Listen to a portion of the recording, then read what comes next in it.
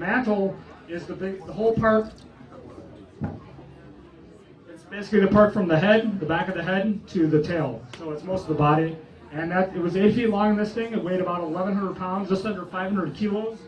And the lower jaw, which is very informative for us because we get a lot more beaks than bodies, the lower jaw was 43 millimeters long. Now this is important because the biggest beak they found from a sperm whale's stomach was 49 millimeters long. So we know they get even bigger than this, but not too much bigger.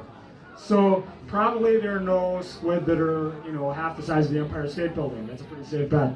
Now, it could be there's some unknown species of squid that's out there that we haven't found at all. But the thing is that in order for them to get to that size, they have to start from a baby. They all start from eggs, and you would expect to find some juveniles at some point. So my hunch is that there aren't any other species that we haven't found. So this is just to show there are fossils too. Those two kinds of squid, they evolved that size independently. They're not that closely related. But here's one. This is called the Yazatubus. This is from was found near Japan, near Hokkaido, and it's hard to tell from this scale, but it's about the size of a giant squid beak, so it's about the same size. And then this thing on the right is the Nymoteuthis, and I'll talk about what kind of creature that is. Anyone know what that thing is?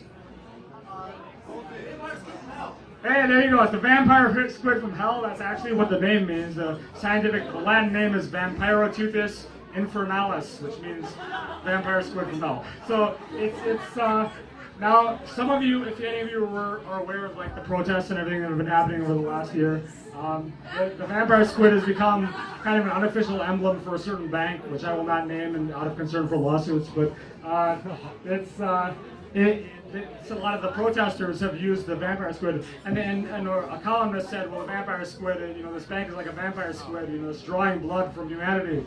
But the bank may deserve that, but the squid really doesn't.